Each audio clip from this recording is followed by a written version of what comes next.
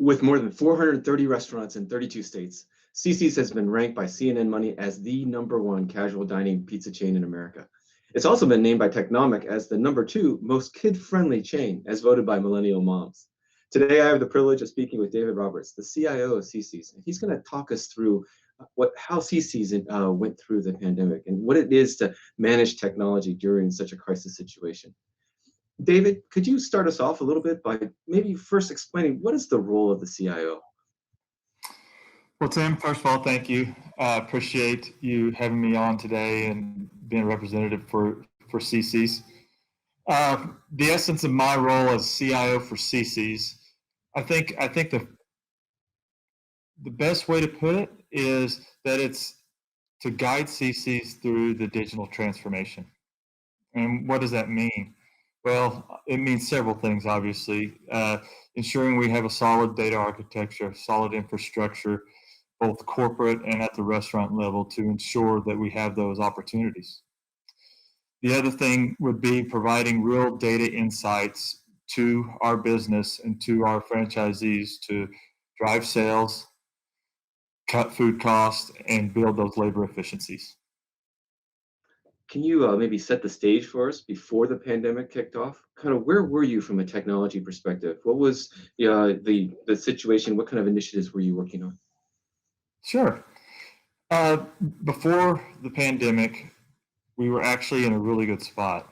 We had started the year strong. We had a good, sound plan ahead of us. We were building momentum. Uh, One of the biggest things I think we had going for us is we had gotten about halfway through a POS rollout. And that includes a back office. We were implementing that in combination with onboarding our online ordering solution. So we had loaded up 190 stores with in-store POS. It was a cloud-based POS. Um, and then right behind it, probably about 2 or 3 weeks, what we would do is we would onboard them onto the online ordering platform. And it was a tightly coupled integrated solution between our two vendor partners, Olo and NCR.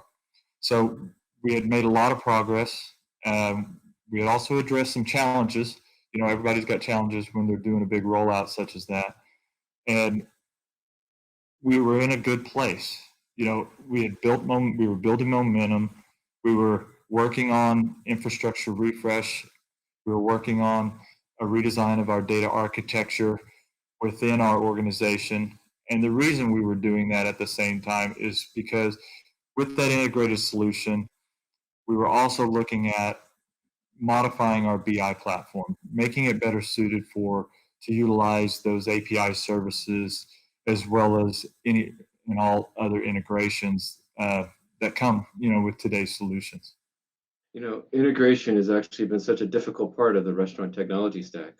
There are so many disparate providers, and the industry at whole is largely franchised. So it makes it challenging for vendors to be motivated to actually bring forth, these very well packaged and mature APIs. How have you been able to kind of navigate those waters? How do you put the stack together? So that's a good question. And like you said, they're not all very sound APIs. I think, well, one of the things, I did when I first came on board was stress the importance of having a strong data architecture. And in order to do that, you need sound individuals, building that architecture. And I brought in Venu Kancharla, and he had a past experience of doing a lot of work with, our third-party aggregators, doing those type of integrations with a prior restaurant company.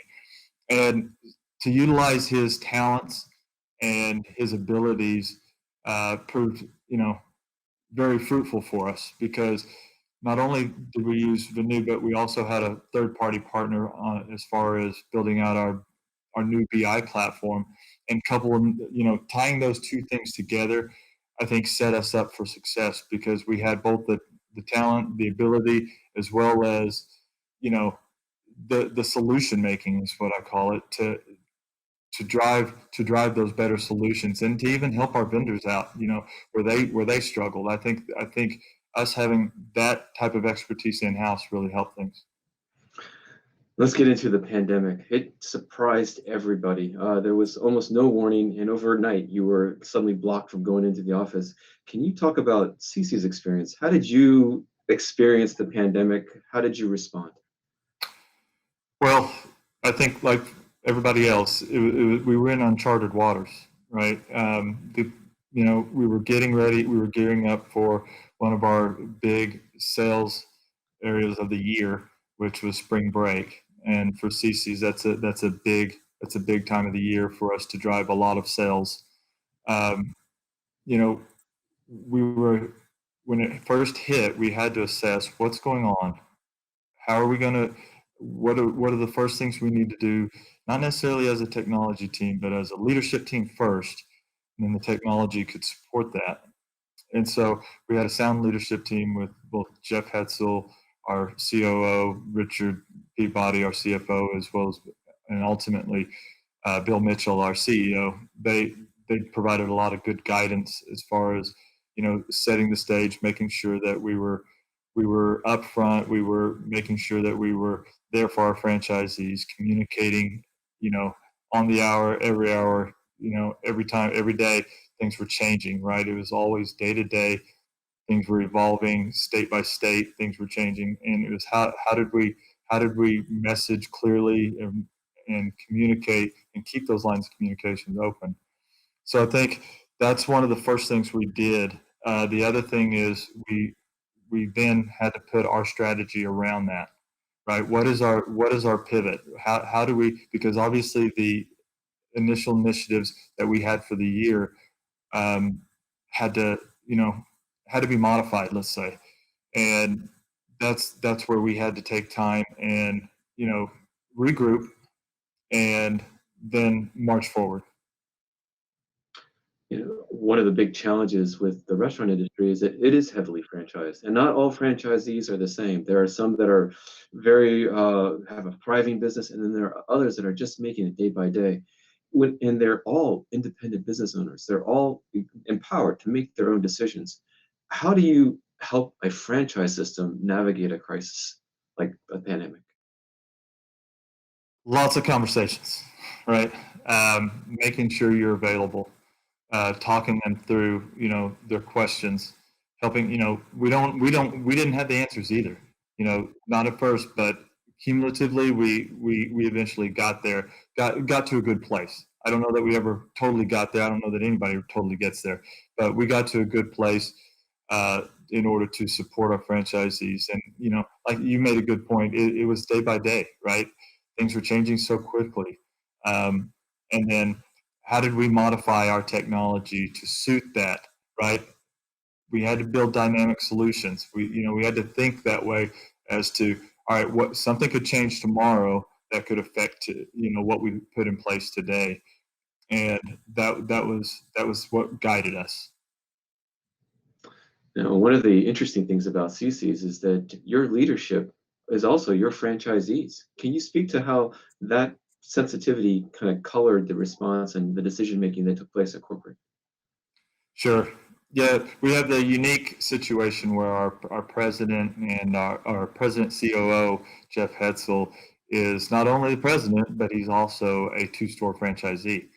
And he provides some interesting insights, on a regular basis, but particularly in this situation because you have there's a lot of volatility, there's a lot of uncertainty, and stores are closing, and people are very stressed about the financial aspects, not only from a corporate but every franchisee, the families. And Jeff provided an interesting perspective. One, because he knows all the franchisees. He's been in the system for 30 years. And then that coupled with,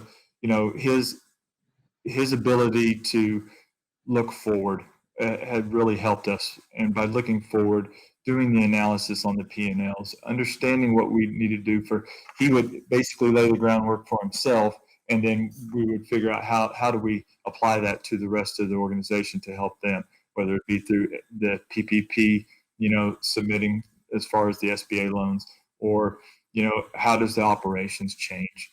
What do we do during this change in operations? And then I would come behind it and say, all right, how do we leverage our technology differently in order to support that change? So all of those things together is what really provided a unique perspective or I think gave us a little bit of an advantage. Can you tell us a little bit about what kind of team you have at CC's and what their respective roles were in responding to the crisis? Sure. Got a great team. Uh, it's a small team, a little bit smaller now, but I think that's expected.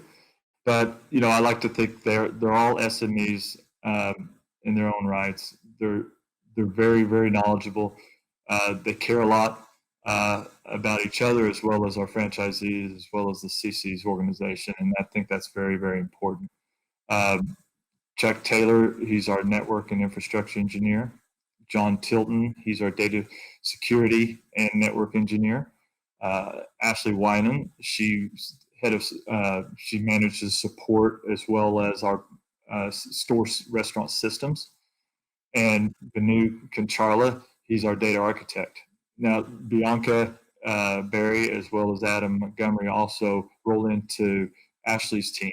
So we've got a very dynamic team. That covers all the aspects, right? Your network, your infrastructure, your architecture, your store systems, your store support. There's a lot of things that go into that, and they do a very good job of helping each other uh, while making sure that they're providing the necessary expertise from their perspective. If we can, let's just take a quick survey of the various technology elements in a restaurant. I'd like to start with cybersecurity. Breaches during the pandemic become a big issue. How do you how do you think about cybersecurity, and kind of what practices do you have in place? Sure, cybersecurity is a big thing now.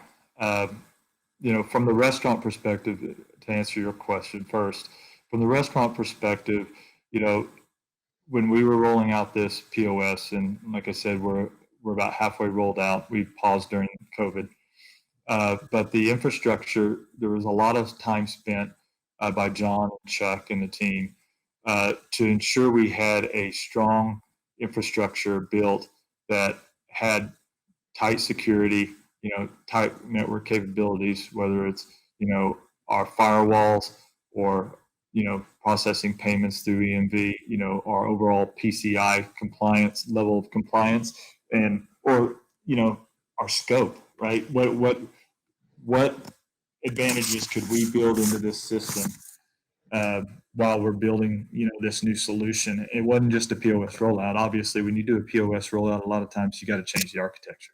Well, there's a lot of infrastructure, a lot of architecture changes, and they were made to reduce, our security risk. From a corporate standpoint, we also implemented an SIM solution called Darktrace. We felt like that was another gap that we had from an organization that we needed to implement, and John spearheaded that. I mean, he's really been significant as far as our guidance from a security standpoint, both at the corporate and the restaurant level. It's impressive what you're doing. We're in a season where the industry is largely non-compliant with PCI requirements, and you've gone above and beyond that to not only just meeting the basic core requirements, but even applying machine learning kind of techniques to understand when the threats are coming, and to be able to respond in real time. Can you talk a little bit about your use of the cloud? Where does the cloud fit in your strategy, or does it have a role today? The cloud does have a role. Obviously, our POS system is a cloud-based POS, so let's start there, right? So there's a lot of advantages, especially today, because you can get to it from anywhere. Uh, that's very important. Our BI platform is also another cloud-based platform. Now, we are a Microsoft shop, but we're leveraging Azure and AWS and all of those platforms to service our data. Ultimately, it provides the flexibility, right? You asked about the APIs earlier. Well, obviously that provides a competitive advantage if you can utilize it and utilize those tools, those API tools, that help you connect very quickly, right? It's all about how quickly can you implement a solution and dynamically can it work And then you get back to the integration piece and ultimately the data insights. And all of those things work together, but the cloud has really been beneficial because, one, we pull our data from an API, from our cloud POS all day, every day, right? So you're getting real-time data insights. That's first and foremost. Then you're leveraging it on your BI platform, and then you're integrating it with your other your other vendors, whether it's the food safety or guest surveys or guest complaints or all of those different type of tools that we use in the restaurant industry in order to get a good snapshot, a clear picture of what your business is doing on a day-to-day basis. When it comes to using the cloud, the very next question is bandwidth and just access to the cloud. How much bandwidth does a restaurant need? Good question, and it's a tricky question because and I think you and I've spent a lot of time talking about this actually, but it depends on what you're doing within the restaurant. Now, from a cloud POS that we have, that actually does not require much. However, you've got the different things within a restaurant that restaurants need to utilize in order to be effective, right? And, you have your security cameras, you have your some people have back office. Now we obviously don't necessarily have a physical back office, but it's cloud-based POS, so cloud-based back office, you can get to it from anywhere. It's interesting, but you don't. We recommend you get as much as you can afford within up to let's say 100 meg, or you don't necessarily need to kill the cow on it, but you need to have something sufficient enough in order to access the system effectively. A lot of people like to provide the guest Wi-Fi services. You have your firewalls that are, applying your PCI template policies and, funneling that.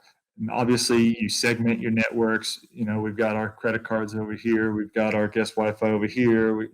Our camera systems are on a DMZ, those types of things. So in order to do all of that, you need some sufficient bandwidth. And so fortunately, most of our locations are in a good spot and have the ability to get that bandwidth, but then others aren't.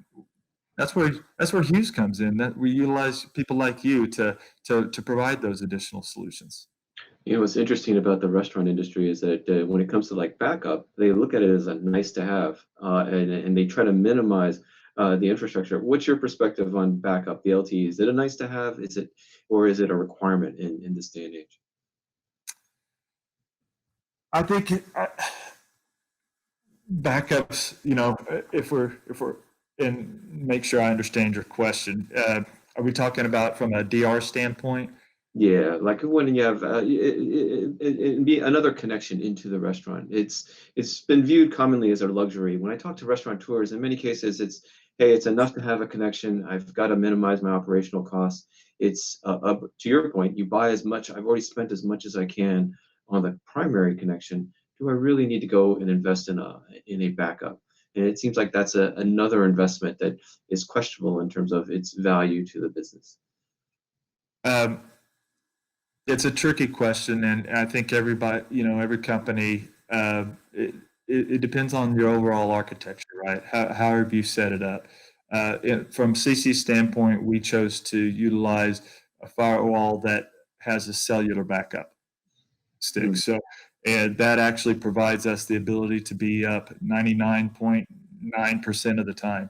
And it's very rare that backup, isn't sufficient. Now, there are places that may not have strong cellular service, and we deal with those as one-offs. But the large majority of our people, of our restaurants, utilize that cellular backup. And then what you do, the key about that is making sure that you have close monitoring of those systems so that you can keep that uptime, right? So we work with our third-party help desks. We have tools in place in order to, every morning, like just this morning, I get an email that says, hey, so-and-so, we've got 2 stores that failed over to backup last night. So immediately the process is they create a ticket, They call the store in the morning when they get there. They troubleshoot to try to get it off of cellular backup. If they can't, then they instruct them that, hey, there's probably an issue with your ISP. Let's call them. Let's work through that solution and get you back off of the cellular backup. And those processes around the redundancy have been critical to our uptime.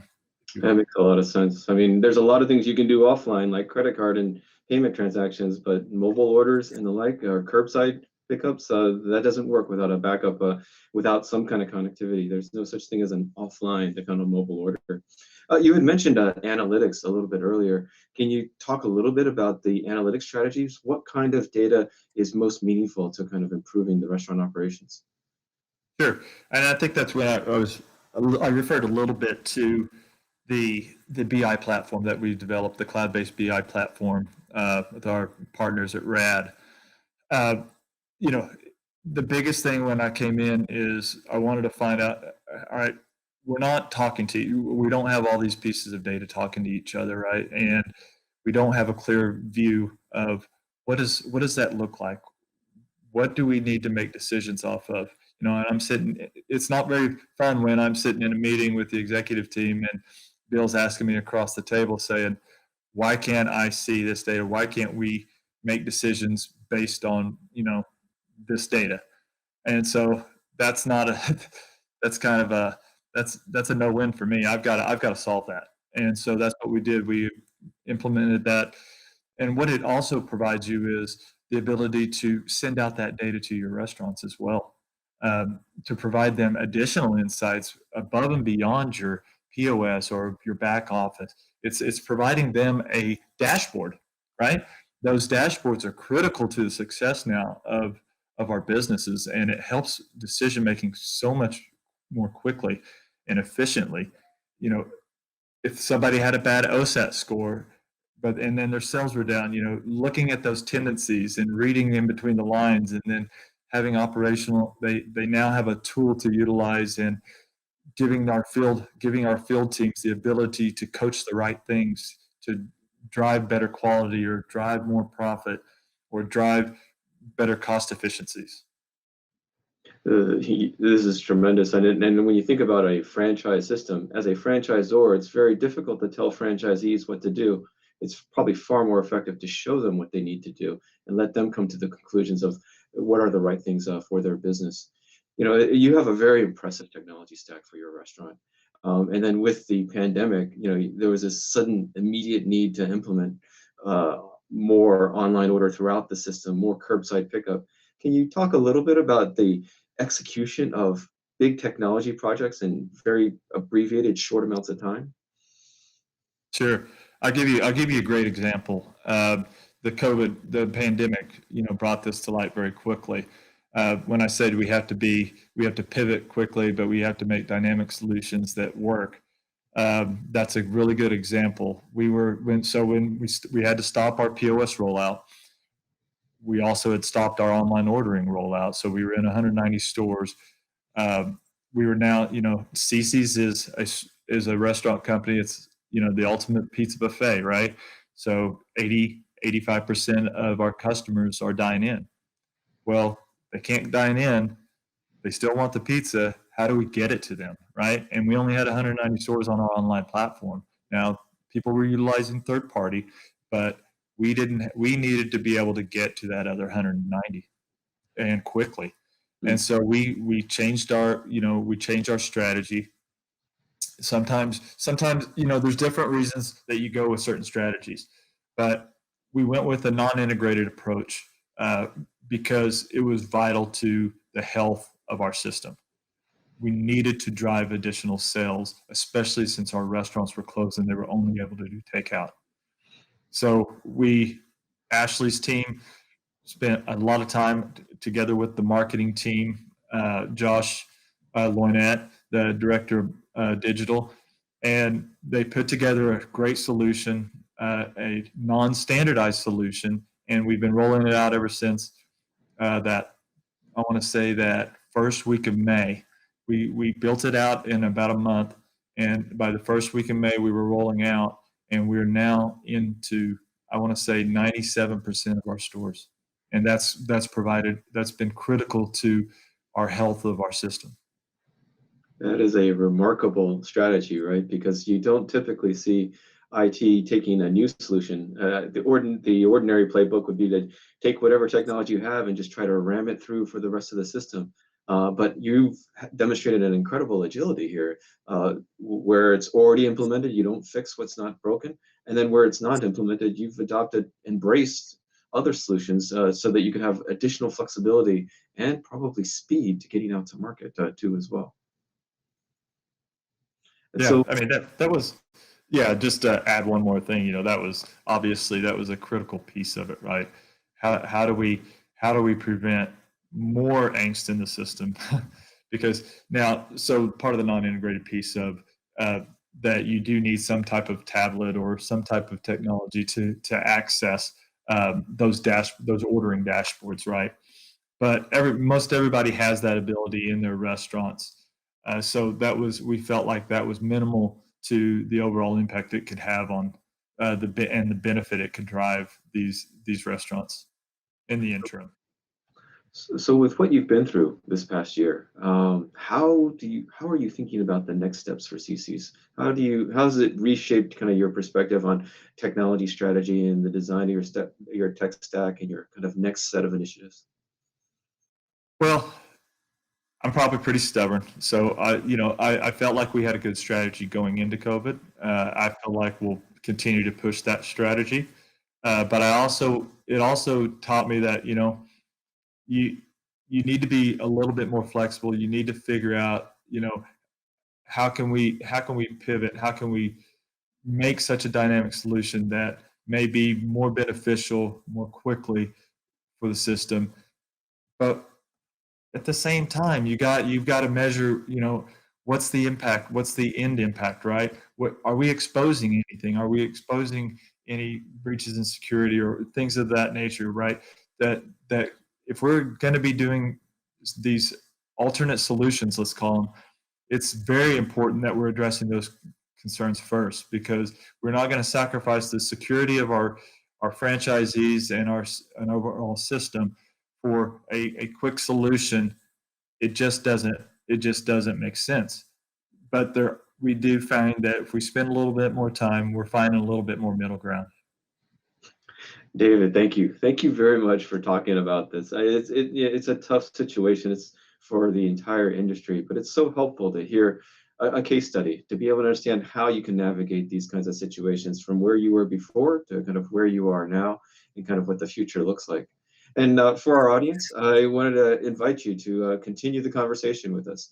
We're providing our email addresses and our LinkedIn. We invite you to ask your questions. There's so much that we can learn from each other. Thank you, everybody, for participating in our session.